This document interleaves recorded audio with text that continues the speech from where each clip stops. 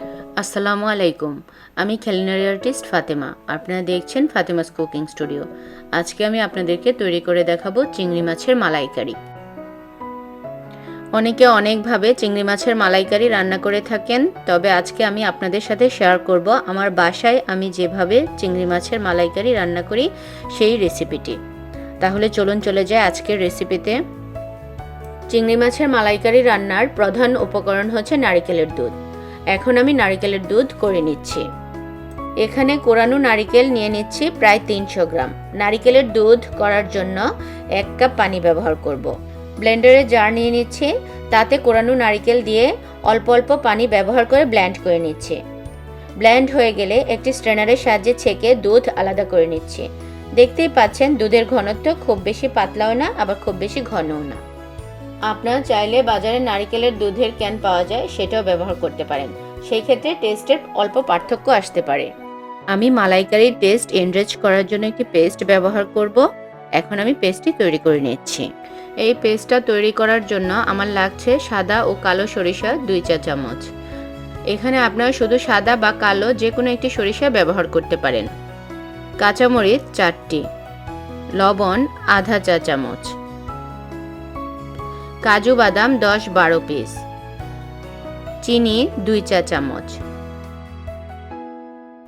আরও লাগছে টক দই আধা কাপ। কাঁচামরিচ ও লবণ ব্যবহার করার কারণে সরিষার তেতো ভাবটা থাকবে না। মিহি পেস্ট করে নিয়েছি, পেস্টটা একটা বাটিতে ঢেলে নিচ্ছি। এখন আমি মালাইকারি রান্না করার জন্য চিংড়ি মাছগুলোকে প্রসেস করে নিচ্ছি। আমি মালাইকারি রান্না করার জন্য গলদা চিংড়ি মাছ ব্যবহার করেছি। গলদা চিংড়ি মাছ নিয়েছে 8 পিস, যার ওজন এসেছে 550 গ্রাম। মাছগুলো আগেই কেটে ভালোভাবে পরিষ্কার করে রেখেছিলাম। এখন আমি ম্যারিনেট করে নিচ্ছি। দিয়ে দিচ্ছি লবণ 1 চা চামচ, মরিচ গুঁড়া আধা চা চামচ, হলুদ গুঁড়া 1 চা চামচ। মশলাগুলো ভালো করে মাছের সাথে মাখিয়ে নিচ্ছি। চিংড়ি মাছের মাথায় ময়লা থাকে, সেটা আমি পরিষ্কার করে নিয়েছি। খুব সাবধানে ময়লা পরিষ্কার করে নিতে হবে, যাতে মাথার ভেতরে মগজ বের হয়ে না যায়, তাহলে মাথার অংশটা খেতে ভালো লাগবে না। তারপর মাছ বরাবর কেচি দিয়ে 80%-এর মতো খোসা কেটে নিয়েছি, আর ভেতরের রগটা পরিষ্কার করে নিয়েছি। লেজের অংশটাও অল্প কেটে দিয়েছি, যাতে পুরো মাছটার মধ্যে মশলা ঢুকতে পারে, আর খাবারের সময় খোসা ছাড়াতেও সুবিধা হয়।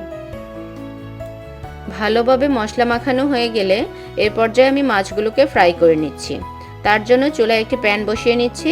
দিয়ে দিচ্ছি সয়াবিন তেল 1/4 কাপ।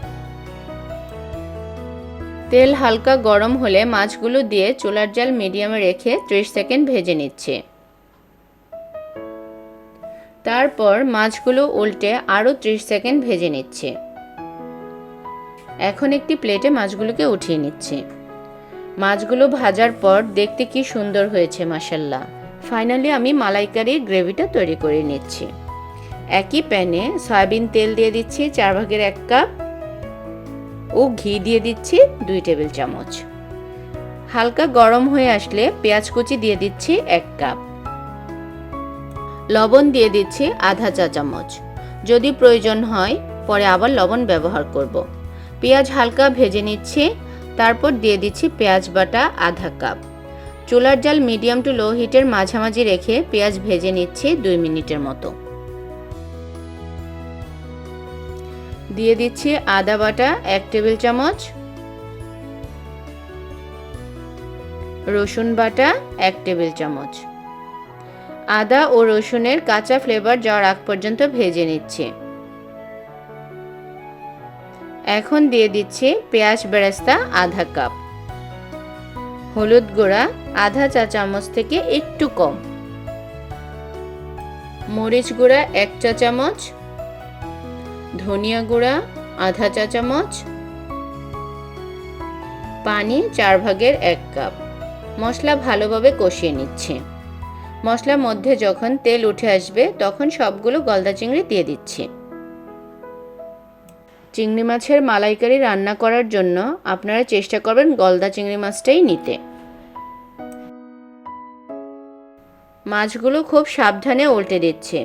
করে রাখা নারকেলের দুধ দিয়ে দিচ্ছি 1.5 কাপ।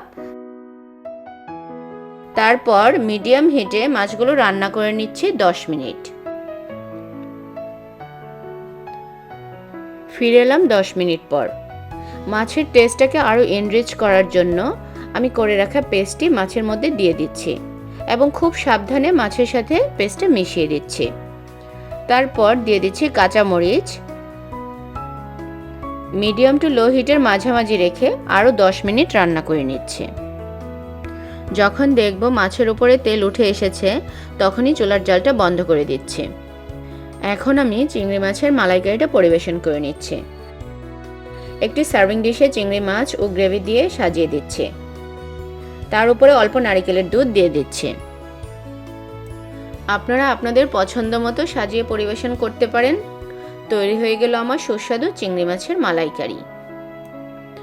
আশা করি আমার আজকের রেসিপিটি আপনাদের ভালো লেগেছে। যদি ভালো লাগে প্লিজ আমার চ্যানেলটা সাবস্ক্রাইব করবেন, লাইক ও সুন্দর সুন্দর কমেন্টস করে আমার পাশেই থাকবেন। সবাই ভালো থাকবেন। আল্লাহ হাফেজ।